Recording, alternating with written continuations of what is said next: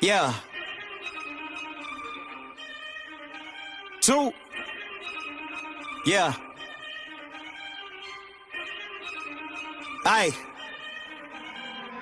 Got over money. I'm jacking the beat, you calling the cops. The yapping is cheap, I call you the ops. The rapping is hating, it's all cause of pop. You get a leak for the ball, get a drop. Feel like I'm wrong when I double it back, cause I'm making it harder to catch that. But I covered the ticket, I call you to visit. You tipping and hit up the cash app. Baby girl, been around for it. Yeah, in the old days, I was stuck in old ways. Never really trying to flip the old page. Young man tripping at an old age. Thinking I was flicking, had a low wage. Led the broad days, then a slow praise. Thinking it'd be different, it would gon' change. Then it really didn't, it's a cold game. Yeah, ayy. All I really wanted was the money in the pocket. Got over money, but the money ain't a topic. Like Bill Doe and the money gotta stop it. Kid need food and the whip need juice. I'ma get these views when the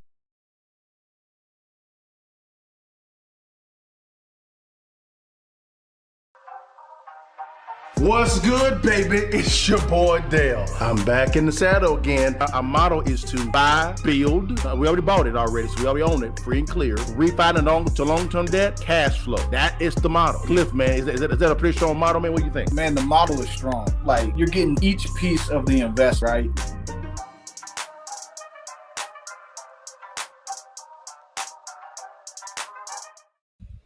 What it do, baby? It's your partners Dale and Cliff back in the saddle again, y'all. You see that thing, man. Take the picture for your mama and them guys, and welcome to Real Estate Live Friday, man. Guys, on Instagram, guys, we have to do a re-air for some other reasons not allowing us to simultaneously live stream at the exact same time. So don't you worry, guys. We got you guys.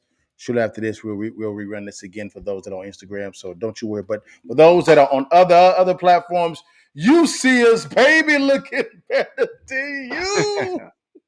Don't shout us down. Cliff, brother, how was going, baby? How was the day, man? How was it good? How was week now? How was it, man? Yeah, good week. Busy. A lot of things going on, man. The market's changing, so yeah, it's a good week, man. Great week. Mine as well, man. It has been an interesting week for us, man, which has been pretty good, man. We got a lot of things going, Cliff, and a lot of things going in international business as well. Yes, sir. That's all I'm gonna say about that, guys. We still put that whole thing together, man. But we got a treat for you guys today, man. But Cliff, I gotta ask the question every week, man. Did we get the bag, dog? Oh yeah, we always getting that bag. Yeah, we got the bag. It's a weekly thing, y'all. We checked into I Got That Bag University. The merch is coming. All right, guys. And our diploma is the check. You know what I'm talking about? That's not a diploma. The check is the diploma, guys. But man, thank you guys for your time, guys. Let's jump into this thing real quickly, man. Real fast. There's some interesting thing going on in the market, Cliff, man. So let's jump right into this thing, man. You know how we do current market analysis. And what we're going to do, guys, is a little bit different. We're going to jump into something that came out about Bank of America here recently, man. And we wanted to dive into this so you guys can see exactly what's going on, man. You let us know what you guys think. They're talking about a drop in consumer spending. So, Cliff, man, let's dive in this, man, and see what they talk about. Let's get it in with people. Just not going to play?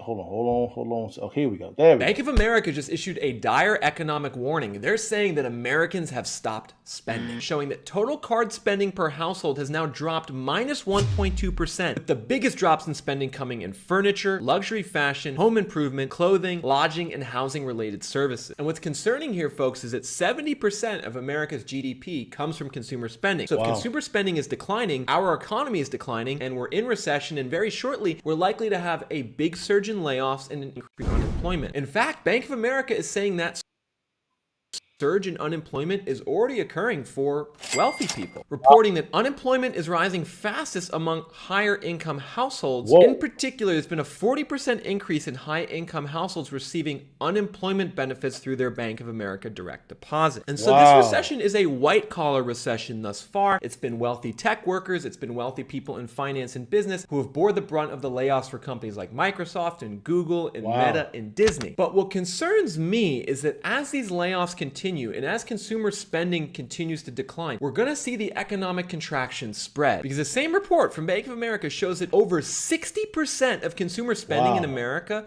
comes from higher income households. And so what's going to happen, everyone, as wealthy people continue to lose their jobs and spend less money? Well, that's going to have a trickle-down effect to all the other portions of the economy since they spend so much money. In particular, I think we're going to see restaurants start to get impacted in the second half of 2023. We're going to see hotels. We're also going to see Airbnb owners start to struggle because someone going and staying in an Airbnb is a super discretionary decision that's going to face big cutbacks during a recession. And in fact, So, Cliff, man, you're hearing what he's saying concerning consumer spending actually coming down. Man, what are your thoughts about that, big dog?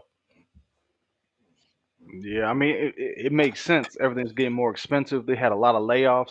My question is, that's and when they bring up those statistics, that's nationwide, right? So it's not. It could be very local. So those major layoffs are probably happening in California, right? Probably in New York, probably in San Francisco. So because it's saying higher income, those end up going in those type of cities. So I can see what he's saying, but I'm thinking it's probably local to a certain couple of cities it's really affecting. I agree with that 100%. It is local. Now, every city, whether small or medium or big size, of course, the big to the mid tier, they're feeling the brunt of it. But it's starting to sprinkle down to those low areas as well. So I think he's given a macro, not a micro type of scenario, and that makes some sense. Either way it goes, ain't good news at all. Ain't good news at all. Not at all, guys. So another thing, guys, I want y'all to get to is now. Remember, he mentioned Airbnb, right? He mentioned that as well, right, Cliff? Man, Right. guys, I want you to see what's going on here, guys. Look at this. There is some shadow inventory going on here, guys. Shadow inventory. Let's see what we talk about with this here. Let's go. And by shadow inventory, I mean the millions and millions of homes that are owned by people and just sit vacant or get occasional use for something like an Airbnb. And you can see, according to the US Census Bureau, we got lots of shadow inventory. Of the 97 million single-family homes that are owned in America, 12 million are classified as vacant. Whoa, Cliff. 12 million homes are vacant? 12 million. It's a lot of homes, Cliff. Yeah. See, once again, I'm looking at the statistics. I'm reading a little bit more into this one. For sure. You know, Okay. because Okay. I've gone after vacant houses, so I got to Me too. see what the issues are whenever you dive into that data, right? Yes. So I would say that that's probably true, but they don't count as people moving and the house Yeah. because they get this data because the postal service will deliver mail to your house, and if there's no receiver there, so that could be people Okay. who are moving, people who just moved in, they count those as vacant. So you get, uh, Yeah. I would say it's probably 70% accurate. Okay. Let's keep going and see what he says. By the US Census Bureau. These are homes that are owned by wealthy people as second or third homes. They're owned by investors and held off the market. There's 12 million of those compared to the 600,000 of homes listed for sale. So think about this, everyone. Vacant shadow inventory of 12 million is 18 times the active inventory listed for sale. Good And so God. it's very important for you all to remember, particularly if you're a frustrated home buyer out there trying to make sense of how inventory is still low on the housing market and prices are still high. Understand that there's no actual structural shortage of houses in America. There are plenty of homes to go around for everyone who wants to buy a house and rent a house. Rather, we have what I call a cyclical shortage of homes available on the market because of multiple years of government intervention in the housing market. Whether it was the Fed artificially suppressing interest rates and causing a huge surge of people to buy second homes during the pandemic, or the US government blocking nearly 2 million foreclosures from occurring during the pandemic, all of these things worked to suppress the active inventory. And as we move further and further away from all that government intervention, and particularly move further into this recession where people start to lose their jobs because of less consumer spending and more layoffs, we're going to see more people be forced to sell their house rather than just sit back and say, I don't want to sell. But I know a lot of you are kind of fatigued by all this recession. Now, Cliff, do you believe or agree with this assessment of people are going to be forced to sell their homes in some context? I get some maybe, like I said, maybe in certain locations, but with 70% of the market, I think actually it may be higher than that, maybe 80 or even 85% of the market has interest rates below 4%. That's correct. So if they're forced to sell, I mean, unemployment rate is low. I still think it's going to stay strong. Okay, so you think it's going to stay strong, even though we have data now to where people have manufactured pay raises by incurring more debt to make ends meet, coupled with the rise of cost to living when it comes to groceries, when it comes to lights, gas, you name it. There's a cost of living going up with more debt being accrued by individuals. You think that's going to not factor into people having to downsize because just of the cost of living? No, because if you own a home, you're only going to downsize because your payment got larger. But if you have a locked mortgage, your Okay. payment's not going up unless through taxes. Yeah, I'm rocking with you. I'm not talking about the mortgage piece. That's locked in because you have a Mm, fixed rate. right. I'm talking about living expenses. Living expenses are hiking up even more. Gas, Right. groceries, electricity, water, gas for your house to warm up everything as well. If you have an electric or water heater, that's another incurred expense. So what I'm saying is this here is coupled with the cost of living expenses going up. Do Hmm. you see that how that could potentially force people to have to downsize because of what's going on with the cost of living expenses going up? Yeah, I can understand that, but I think the average person is sitting in a situation where most people got a job, unemployment's low. If they need Okay. additional income, it's Okay. available because there's a underemployment. There's Okay. more jobs than workers. So if they Okay. need access, they have it. And they're Okay. stuck in low interest rate loans. And moving out doesn't make sense. And selling their house when prices have dropped doesn't make sense. So I think most people are staying put. Well, I can understand where you're coming from, and I think we're looking at two different contexts. What I'm Hmm. looking at is, I think your context, and if I'm wrong, let me know. Yours is centered around the house itself, mortgage, things of that nature, and that one I can agree on. I'm Hmm. looking at the additional cost just to live, Right. Yeah. coupled Yeah. with the masses manufacturing a pay raise by borrowing more debt and savings are at all time low. So don't have any Mm. money in savings. And so what I'm saying is coupled with the house payment with increased a cost of living, coupled with increased debt with no savings, that type of formula to me Mm. breeds that I need to downsize because of the fact that I can't afford to live here anymore. I'm barely making it, or I'm in arrears. Does that make sense? Right. So okay. So let me ask you this: in that Okay. situation, let's say you in exactly the same situation, all Mhm, that's happening. mhm, mhm. If you sold your home, where do you go? Well, good question. Apartment, if you need to, leasing a house, and maybe even leasing. If I'm staying at a 322, I may have to go to a 310 to a place to where I have to I have to drive a little bit farther to get to work, but I go from paying a mortgage payment if I'm making something up, $3,500 a month Mm. down to maybe 2,700 bucks a month. So I freed up myself $700 a month of additional discretionary income that I can now begin to live a little bit more comfortably. That makes sense? Right. Not. Yeah, I understand that. So, but what if rent rates were going down? Well, where it's going down, that's even better for me as well because that means I can get maybe the same type of house at a di- Mm. at a cheaper monthly payment than if I was standing in my current house, right? But I'm paying principal, interest, taxes, and insurance. I'm on the other side. I'm just paying this rental payment. That's it. That's Mm. it. Does that make sense? Yeah. I think there's going to be a lot of resistance to that. I don't know. Maybe. I see it. I see it a little bit different. I see it starting to level out. Okay. Even into recessionary. That's why you're seeing the stock market go up. Okay. You're seeing it level out. That's why they paused. Okay. We're going to see with some additional data points. If we see the same thing that caused them to pause for 3 more data points or 3 more Mm-hmm, months, mm-hmm, basically, right? mm-hmm.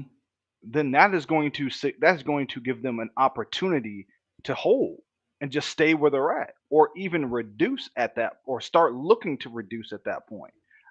If they raise again and they raise interest rates again, and we get into that environment with everything you just said, then I think that's where the catastrophe comes from. That's where banks start failing again. We start having a lot more problems. Now, I'm glad you said that because 2 weeks ago, the Fed chairman pivoted and said he's going to raise it 2 more times. Uh-oh. So that pause now, you just said, if the Fed raises the rates again a couple of times, you're in some trouble. Newsflash, the Fed chairman pivoted 2 weeks ago and said, I got to raise the rates 2 more times because Congress will not stop printing. But I think the Fed's wrong. The Fed is inaccurate in reading the data points. They're going to figure that out pretty soon. That's why Oh, they paused. People have been saying, I said it earlier, they were incorrect in raising 50 basis points earlier. They're, I'm rocking with they're, you, but what? Go ahead. mhm. That's why the stock market's going up. I'm rocking with you, but Yeah. after he paused, he Mhm. came back 2 weeks later and said, I have to raise, we're looking at raising the rates 2 more times. After he said we were going to pause. Mhm. He's wrong. So the Fed chairman, after looking at the data initially, said they were Mhm. going to pause to Mhm. see what would break. They paused it, right? They paused it.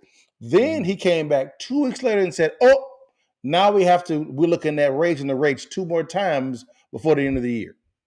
Mhm. That assessment you're saying that he's wrong with that assessment. Yeah. He shouldn't How? keep. You don't need to keep raising. We've had falling uh rates for how long now? It peaked at around 9.5%, and we're down near 4 now. So we've had month over month falls for 8-9 months, month over month.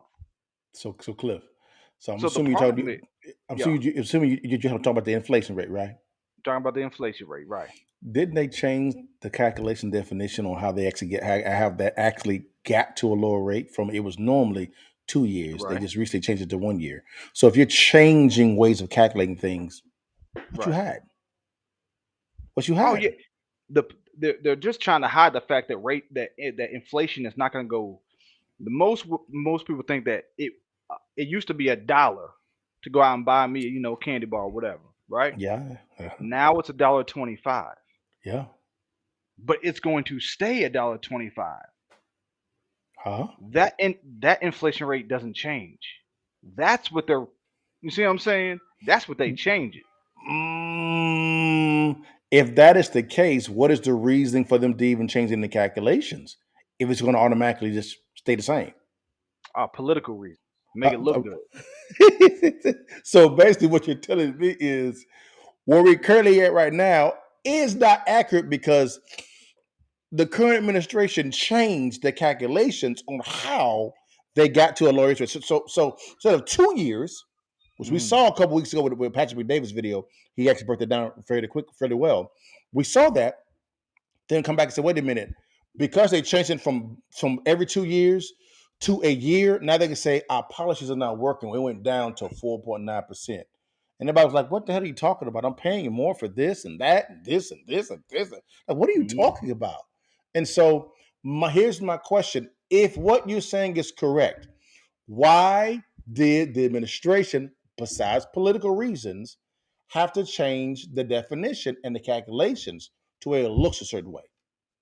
Because we're resetting what our inflation rate is. By lying?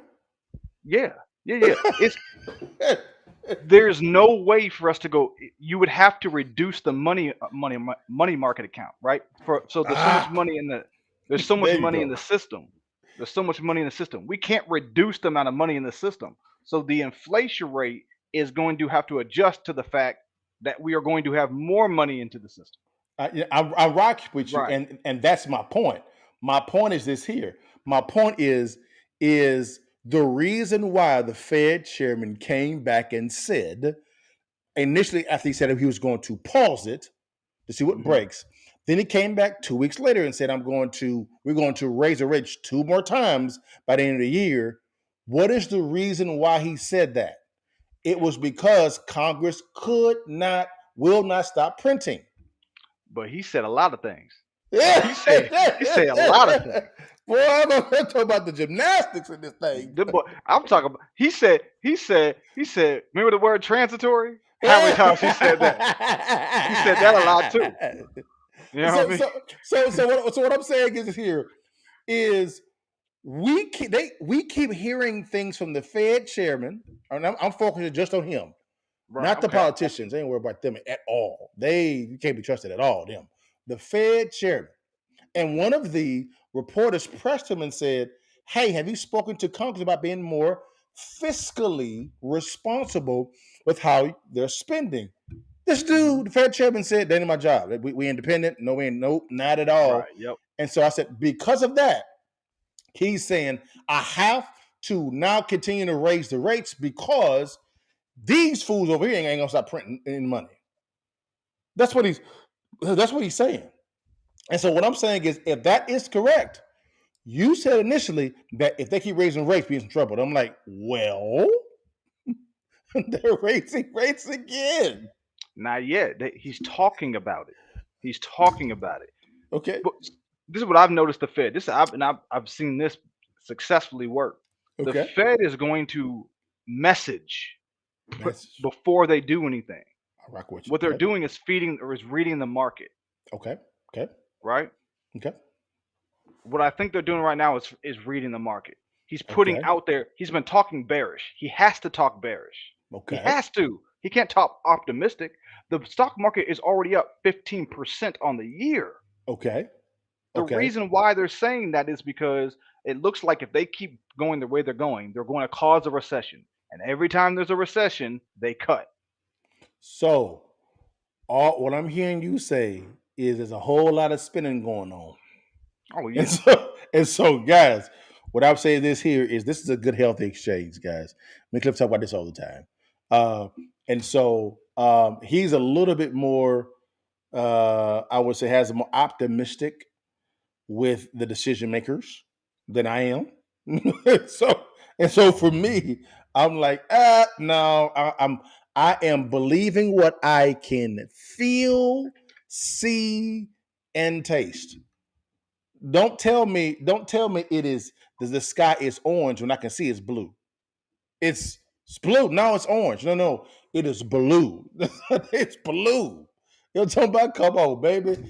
Don't pee on me and call it rain. Yeah, don't do it, yo. That's all I'm saying. I'll leave it right here. We're going to end it right here, but let me show you. I'm going to show you real quick. Show it to me, Doc. Show it to me. Let me go get the thing out the way for you, Pat. Okay, here we go.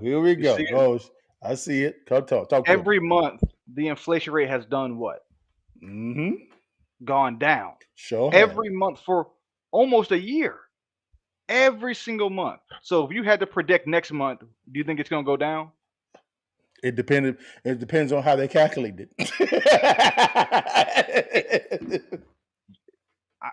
What I'm looking at is when will the Fed stop raising rates? And secondly, when will they cut? So here's my question. I'm taking all this in right now, Cliff. I'm taking all this in right now. If what you're saying is correct, because I'm looking at the fruits of what's going on around us. Now, what's showing is the fruits itself. If what you're saying is correct, Cliff, why in the world would the Fed chairman come out and then say, I got to continue to raise rates? It's going down. Why? Why does during a wartime does the president say everything's fine? Because to calm people down. It's for a message to the market. So how would raising rates, saying I'm going to raise rates, calm people down? How? Because they want it to be bearish. They want the messaging to do what they don't have to do and actually tightening. If they say, basically all they have is one tool. If they threaten you with that tool, they're hoping you back down.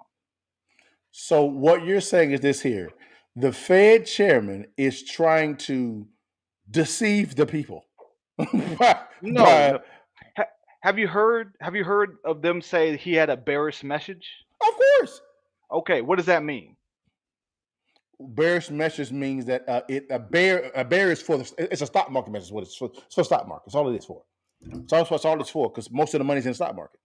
Right. It's basically when he says he'll reduce, he'll raise the interest rates, and then he'll say we're gonna do it again, and we're gonna do it 10 more times. Is he actually? We don't know. But he's just threatening that he will, so that everybody goes, well, I guess we better prepare for that and act in kind. So okay, I'm gonna take it what you just said. All right, take what you just said.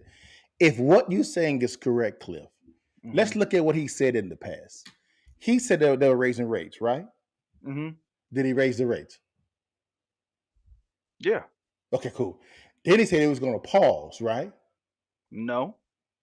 They talked that they might pause. So the word pause came out, right?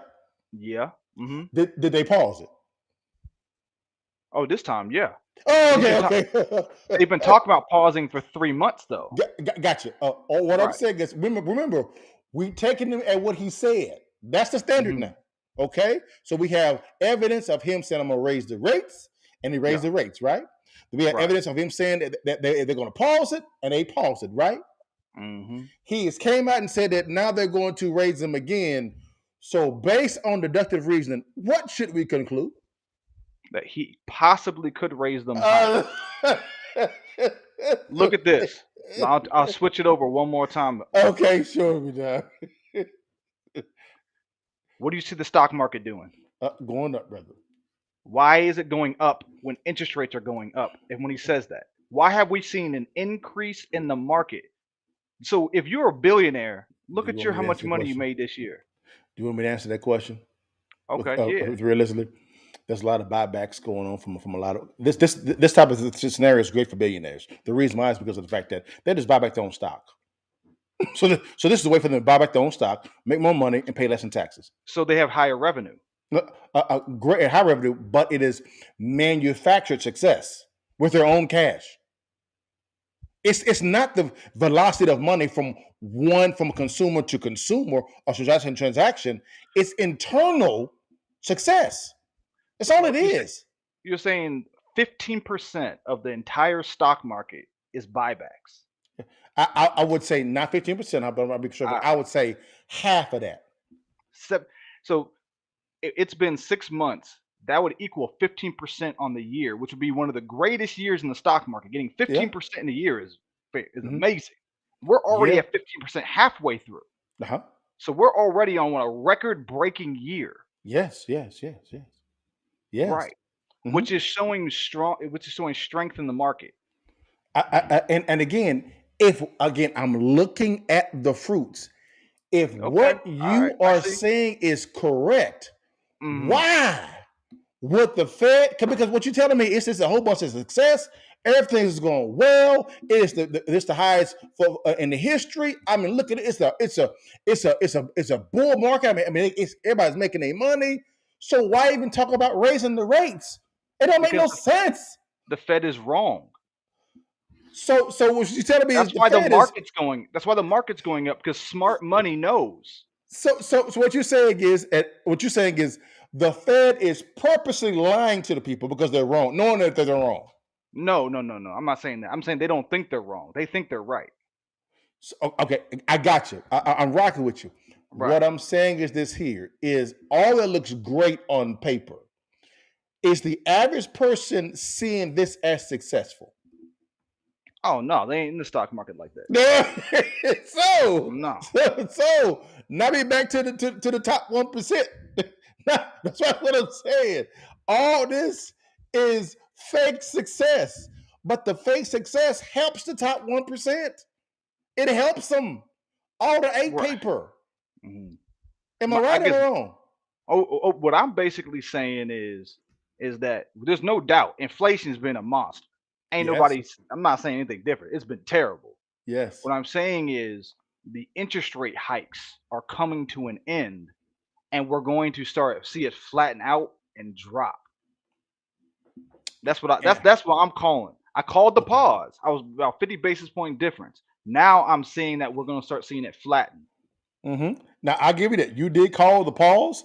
I said the pause was a mistake because of what the Fed chairman said. He's going to wait until see what breaks. I said that's a bad formula.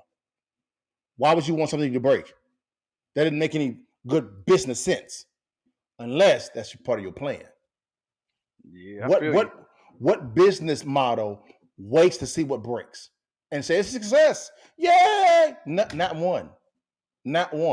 If my money would never go behind a business model like that, because I'm going to lose it every single time. And so when I heard the Fed chairman, and you say accurately that he was going to pause, I said mistake, because why? There was one variable that people was not counting on, and they were not looking at. That was Congress. The executive branch continued to print. That variable, the Fed chairman cannot control.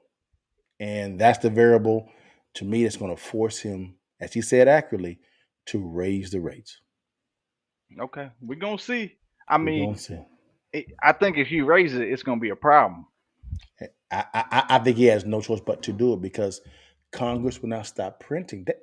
They haven't spent any of the COVID money and refuse to claw it back.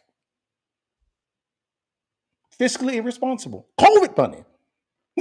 and COVID money. And now, I don't know if y'all heard this. Cliff, did you also hear that in the new 2024 budget that the administration is looking to eliminate the 1031 exchange? That's in the budget. Ain't no way that's gonna pass. It won't. Yeah, it won't because too many of the top 1%. I'll let you pardon. I'm not a big fan of 1031 exchange because I use a different strategy, but that's all good. But at the exact same time, that's a big strategy for a lot of individuals. Now, I'm not opposed to using it, boy. Don't you worry. I'll use it if I got to.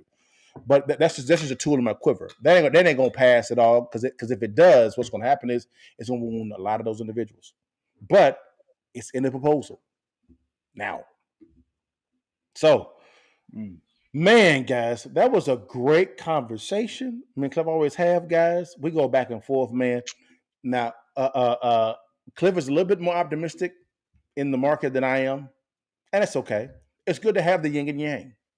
No problem. Sometimes he's right. Sometimes I'm right. Sometimes we're both right.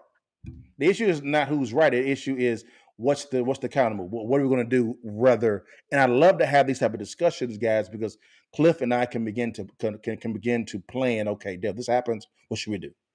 Cliff, if this happens, what should we do? So we have a plan for both scenarios. That's good real estate investing. Most investors don't do that. But guys, let's dive into this real quickly, guys. These are the top 3 strategies, guys, that I'm going to, here we go. Oh, let's go back here. Here we go. Guys, here are the top 3 strategies, guys, when it comes to real estate investing. We're not going to go into this deeply, guys. We're just going to give you kind of the principles. We may go deep into what these are and another counter move and really isolate each solution, so to speak. The first strategy is going to be very popular moving forward, and currently now moving forward is subject to investing, which is also known as sub 2 investing, right? Sub 2 investing, right? The second one is going to be seller financing investing, all right? And the third one is joint venture investing. Cliff, if you could, man, give a short synopsis of what subject to investing is. What is subject to investing? What is that? Basically, you taking over the mortgage and you're going to start making payments instead of the owner. Gotcha. So basically with subject to investing, you actually purchase a property without getting a new loan, correct? Right. The loan stays in place. Is the loan in your name or is it in the original owner's name? It's in the original owner's name. But the deed of the ownership is in the investor's name, not the original owner name, right? Right, exactly. Yep. So basically you're buying a property sometimes for $0, right? Right, exactly. Subject to investing. That's becoming very popular, guys. The next one is seller financing investing. I'll tell you, the seller finance investing, guys, is very simple. It is you becoming the bank to somebody else. That's all it is. That means someone gives you a down payment, right? They give you a down payment. You, in exchange for that, you give them a promissory note with certain interest rate that you guys agree on, and they pay you for a lot of time. It could be 5, 10, 20, 30, 40 years. You become the Wells Fargo, the Bank of America to somebody. It's very powerful. Cliff, hey, have you made a lot of money doing it in the past, brother? Oh yeah, I've done a couple of seller finance deals. Matter of fact, that's one of the ones that we had done together. Was one of our first deals was doing a seller finance deal. Yep. Yeah, it's a little complicated. You got to know what you're doing, Yes. but Yes. it's great when it works out. Great when it works out, guys. All right. And the last one, guys, is joint venture investing right here, guys, right there. Simple. Guys, joint venture investing is very simple. It is whether from a credit standpoint or from a capital standpoint, you joint venture invest with an investor partner. You guys go out and acquire property and you split the profits. Maybe 50-50, 70-30, 60-40, whatever you guys agree upon. Okay, this should be done for new construction, a single-family residence, commercial, apartment complex. This right here, because I believe it's going to be probably the most popular one, because banks, in my opinion, are going to begin to pull back their line of credit financing. It's already being seen in the commercial industry already. Already being seen.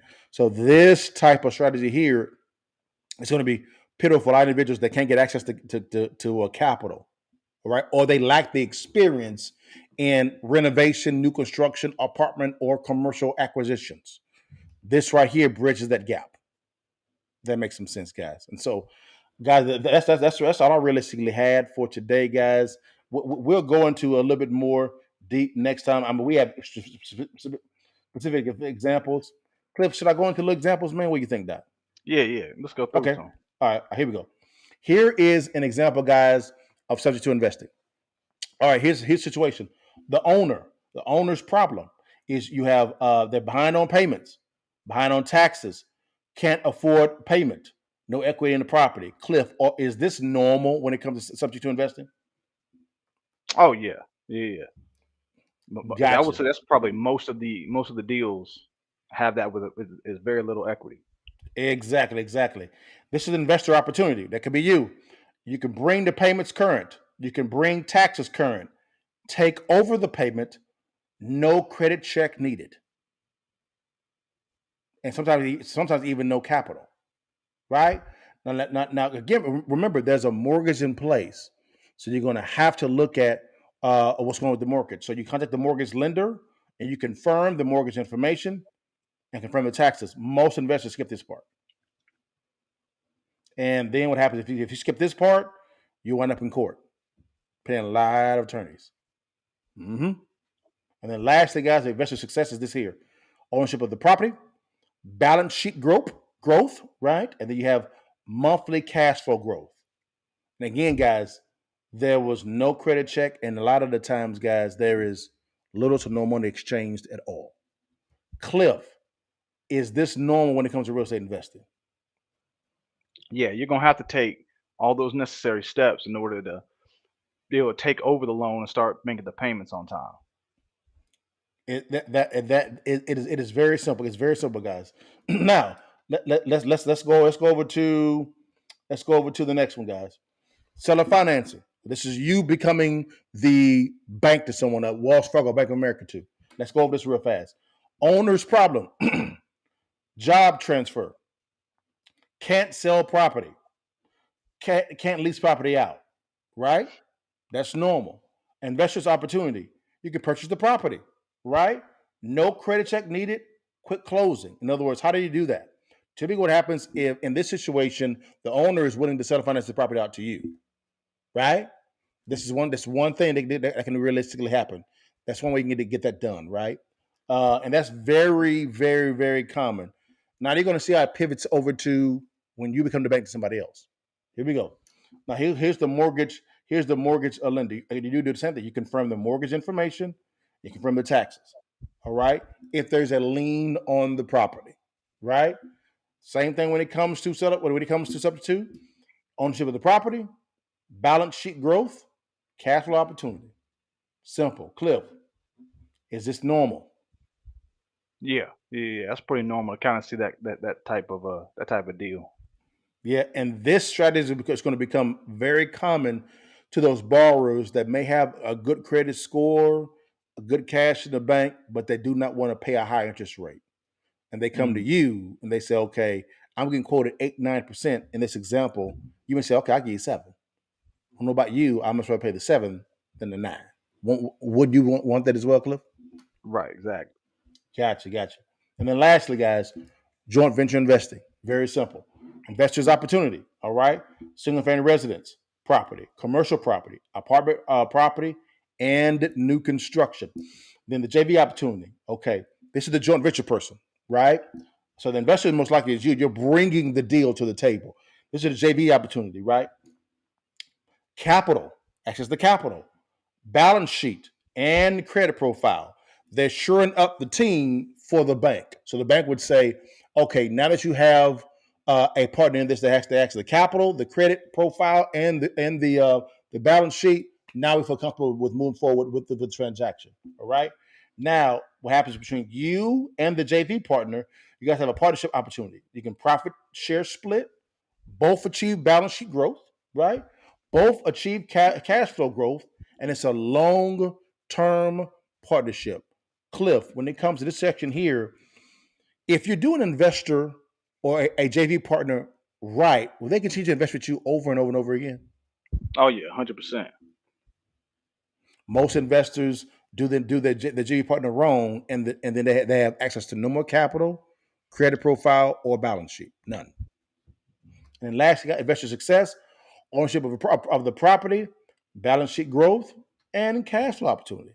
It's very simple, guys. Simple. That is that. Those are the top 3 strategies that we believe that are currently right now becoming very popular now. They've always been there, guys, but in this economic uncertainty, these are going to become very popular. For instance, I know in some of the neighborhoods in Dallas where I'm at, Cliff, from an appraisal standpoint, properties over 500,000 and above, are they selling like hotcakes? Nah, they ain't selling. So what are owners normally doing when they're not selling? They got to start doing other avenues. They got to start doing seller owner finance, or if it's new construction buybacks, they got to do something. They got to do that, guys. And so whether it be a seller finance scenario, a sub-2 scenario, or a JV scenario, opportunities are out there. Now, Cliff, property selling for $300,000 and below, are they selling like hotcakes in the market? Yeah, man, they still moving. This is coming from a licensed appraiser that's active in the market when it comes to appraising. I trust his judgment because he's actively looking at the market all the time because he has to. He has to. And so now when it comes to rental rates, Cliff, for properties $500,000 and above, are the rental rates coming down, staying stagnant, or going up? They're going down. Now, why are they going down? Because there's not as many people trying to rent at that level. Less than there would be normally because of the economy. It's because rent rates have been going up, and now they've kind of peaked, and now they're starting to come down more. Yes. So, guys, that is what's going on there, man. We just wanted to come in with you guys and give you guys some wise counsel there, man. So, guys, again, top 3 strategies subject to investing, right? 3, I'm sorry. Seller financing, investing, and joint venture or JV investing, guys. So, man, I hope these help you guys out. Yo, Cliff, man, I've been asked by a lot of people, man, before we actually exit, that, man, we should do another master class. Okay. People say, can you do it again? I said, okay. Guys, we didn't really market for that at all. I think we marketed for maybe 2 days. That's it. And we had a full house. So we're looking at, me and Cliff are talking about it behind the scenes, what day in July works best for everybody. I may be going out of the country for a couple of days to secure some business. Business. Yeah, I know you keep on a DL. That's boy doing some big business. Yeah, I got to, man. I got to do it, man. And really, guys, it's really to help out a lot of investors. I kind of see my organization kind of like Joseph. I kind of see a famine coming. So being able to have people, being able to give myself access to people that can It can assist with that when it comes to capital, when it comes to strategy, wise counsel. This is the only reason why me and Cliff do Real Estate Fridays and master classes and give away our course, this course here, the cash flow bundle, for $99. It's because of the fact that we know that when me and Cliff actually began investing in real estate, Cliff, did we have a lot of trainers or mentors when you begin investing in real estate, man? Do you have a lot of mentors and trainers? Not one-on-one, not many. So how did you learn, Cliff? How did you learn? How did you learn? By doing. So by doing, Cliff, did you hit a lot of roadblocks too? Oh, man. Had I had somebody walk me through how to do it correctly, just as a quick example, how to deal with contractors, I could have saved a ton of money and be like, hey, don't do this, do this. So just simple things, because when you're buying houses, it's hundreds of thousands of dollars. Yes, it is. It's no joke. It's not, guys. So it's wise to bring somebody in who's dealt with that kind of money doing these type of projects. And when there's uncertainty and complexity, you always want to have access to somebody you can reach out to, partner with, potentially get capital from. We actively partner with investors with our capital, right? And when it comes to general contracting, put together the scope of work, Cliff looks at it.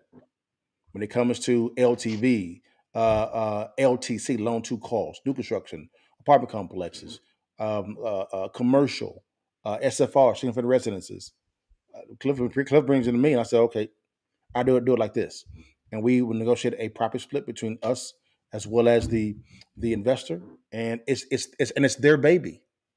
They're got it. We don't want to take over your property, your project. It's your property, your project, yours alone. This cash flow bundle is here to give you access to all the knowledge you need, and also be a part of our cash flow club, to where you can bring your deals, bring your questions. It's a community of investors that come in and reason together, guys. And what we do is we prescribe solutions to problems. We're about to begin a Facebook page as well, guys, of just cash flow club individuals. And this is for no matter what state that you're in. No matter if you're Republican or liberal leaning, we don't care. If it makes dollars, it makes sense. If it don't make dollars, it don't make sense. And we're gonna tell you. On the recent masterclass, one of the students came in and he brought a deal, and he was like, "Man, this is a good deal. What do you think about it, man?" And we quickly knew him within 30 seconds it was a bad deal. Quickly, he said, "This is terrible." I know, and we got to that point through our spreadsheet called the cash flow analyzer. Through our spreadsheet, that's all we did. We put the information in there, and it came out. And we walked through why it's a bad deal and where he should acquire it at. And then he quickly said, "Man, I can't buy it at that price point." I know you can, but guys, that's what that's there for. 99 guys, me and Cliff, man, for what we give you guys, we paid hundreds of $1,000s for this information. We ain't $99 of nothing. Please, let's get the bag together. Cliff, man, you want to say anything, man, before we end, brother? Nah, man, just, hey, we got difference of opinion. That's gonna happen. What we trying to do is figure out what the next step is, how we gonna do that correctly. Man, hop on this thing. $99. This is what I would say. Check it out. It's $100. Join it. See what the information is. Talk to us. I bet you, if you don't find value in it, we're gonna come back to you and we're gonna say what we missing. Yep. Because I guarantee you everything's going to be in there. So check it out. Do what you got to do. We're going to enjoy this weekend, man. I'm about to crack me a beer. But check it out. Do what we doing. Yeah, man. Me too, man. I'm actually going to get me some Crown Royal. I got some Crown Royal over there, man. Okay. That got my name on it. Put a little ice in that thing, man. Sit back with my wife, man, and chillax. Man, I may go riding in the Maserati, huh? Oh yeah, okay. The drop top. Don't be surprised. If I come to your house tomorrow, I'll pop over and say, "Cliff, come get it in with your partner, man. Let's go ride together." You're talking about. But guys, thank you so much for your time, man. God bless you. You know how we end it every single time, guys. Every time, man. Before you leave, and while you can, you see that thing. Take that damn picture for your mom and them. Holler at you about this, guys. Have a good weekend, guys. Peace. God give thanks. Bless God, give thanks. Bless God, give thanks. Bless God, give thanks. Big God, big grace.